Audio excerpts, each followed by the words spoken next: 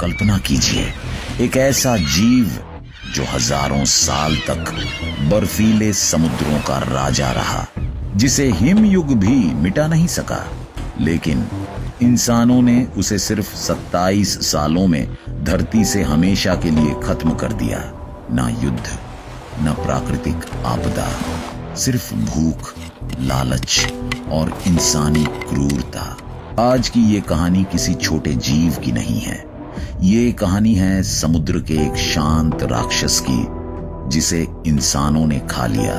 उसका नाम था स्टेलर्स सी काऊ। स्टेलर्स सी काऊ कोई शिकारी नहीं था। वह समुद्र की गहराइयों में छिपकर नहीं रहता था।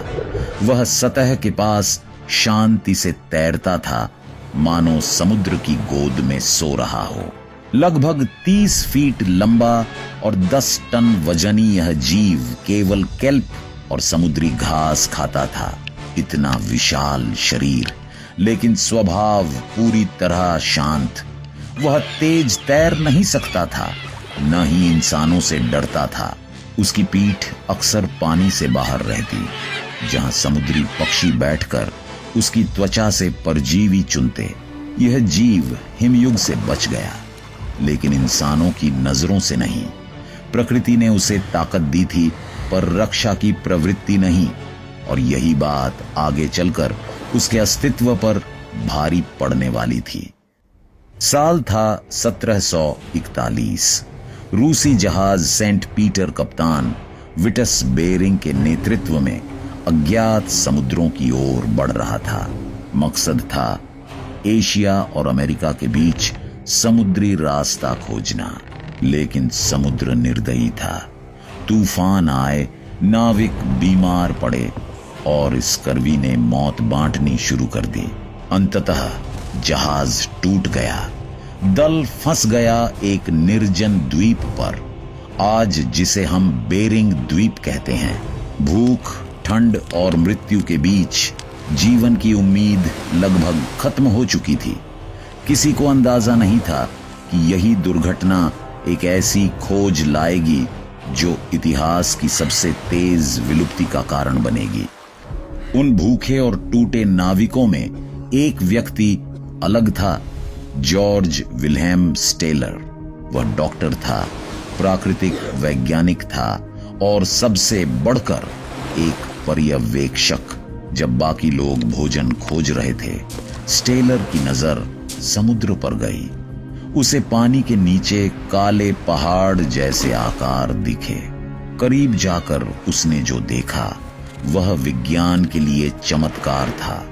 एक विशाल समुद्री स्तनधारी, डुगोंग जैसा, लेकिन कई गुना बड़ा। स्टेलर ने इसे नाम दिया स्टेलर्स सी काऊ। उसने इसके शरीर, व्यवहार और स्वभाव का विस्तार से वर्णन किया। विडंबना यह थी कि उसकी यही लिखी पंक्तियां इस जीव की एकमात्र विरासत बन गईं। स्टेलर ने लिखा, इस जीव की त्वचा पेड़ की छाल जैसी मोटी और खुरदरी थी। दांत नहीं थे, सिर्फ मजबूत केराटिन प्लेट्स। लेकिन सबसे चौंकाने वाली बात उसका व्यवहार था। यह जीव सामाजिक था, भावनात्मक था और अपने साथी से गहरा लगाव रखता था। स्टेलर ने एक दृश्य देखा। जब एक मादा सी काऊ को शिकार कर तट पर खींचा गया, तो उसका नर साथी उसे छोड़कर नहीं गया। 3 दिन तक वह तट के पास मंडराता रहा, भाले सहता रहा, पर पीछे नहीं हटा। यह कोई दैत्य नहीं था, यह एक संवेदनशील प्राणी था। लेकिन भूखे इंसानों के लिए भावनाओं की कोई कीमत नहीं होती।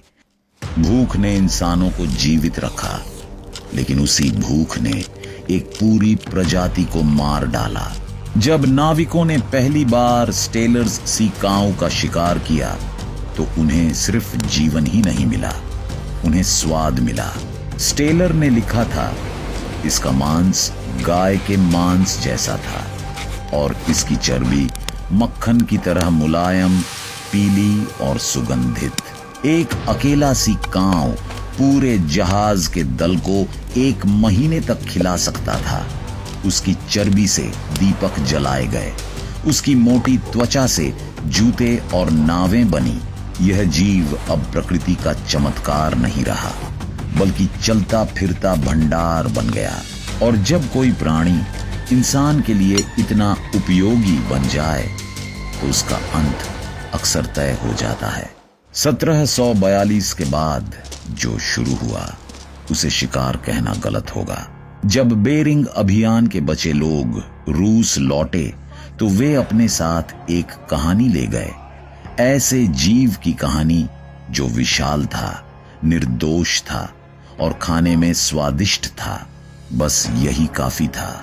फर व्यापारियों और सी ऑटर शिकारियों ने बेरिंग द्वीप को अपना पड़ाव बना लिया। क्यों खाना ढोया जाए जब समुद्र में हजारों टन मांस तैर रहा हो। सी काऊ धीमे थे, इंसानों से डरते नहीं थे। हारपून से वार होता और शिकार इंतजार करता कि खून बहकर जीव मर जाए। कई बार उन्हें घायल कर समुद्र में छोड़ दिया जाता, इस उम्मीद में कि शव तैर कर लौट आए, पर हर एक के बदले 4 और बेकार में मारे जाते। यह भूख नहीं थी, यह निर्दयता थी।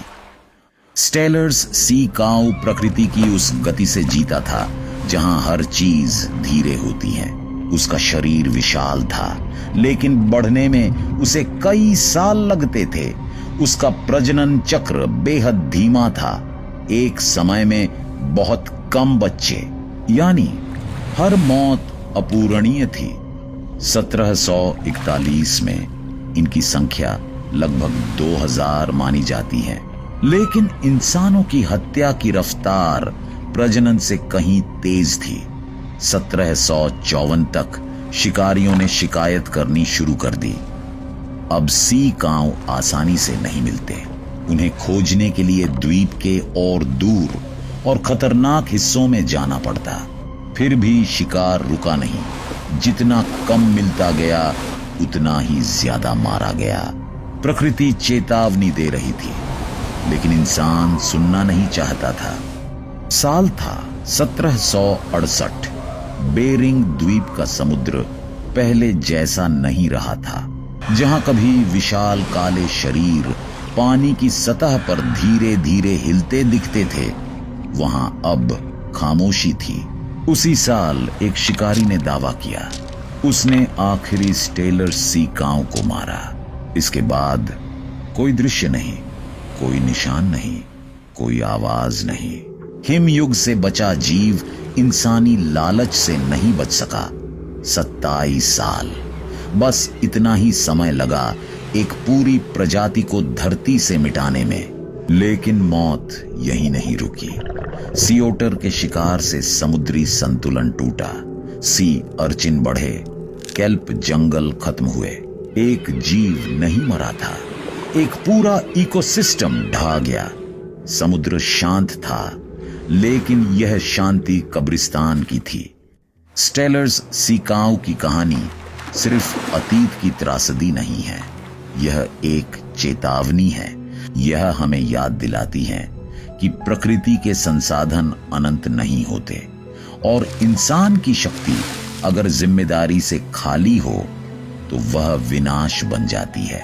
आज भी नीली व्हेल, गैंडा, हाथी उसी रास्ते पर खड़े हैं। जॉर्ज स्टेलर ने इस जीव को शब्दों में बचाया, लेकिन इंसान उसे जीवन में नहीं बचा सका।